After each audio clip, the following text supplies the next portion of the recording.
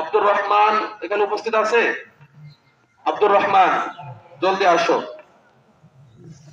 এবং তৃতীয় এবং চতুর্থ যে ব্যক্তিরা আমাদের হচ্ছে রমজান মাসে এক খতম কোরআন তেলাওয়াত করেছেন, পূর্বের প্রথম দুইজনায় জনাব আবুল বাসার এবং ডক্টর জামাল আহমেদ, দুইজনায় এখানে উপস্থিত হবেন ইনশাল্লাহ।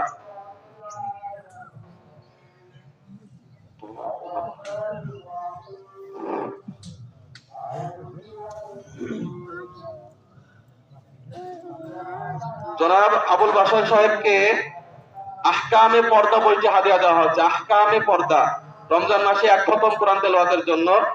এবং ডক্টর জামাল আহমেদকে নবীজি সাল্লাল্লাহু আলাইহি সাল্লামের নামাজ, এই বইটি হাদিয়া দেওয়া হচ্ছে রমজান মাসে পবিত্র কোরআনের এক খতম তেলাওয়াতের জন্য। আর আব্দুর রহমান উপস্থিত হয়েছে? আব্দুর রহমানকে দেওয়া হচ্ছে পীর মনসির গল্প। পীর মনসির গল্প রমজান মাসে এক খতম কোরআন তেলাওয়াতের জন্য। আলহামদুলিল্লাহ। আমাদের এটা কানেকশন করেন।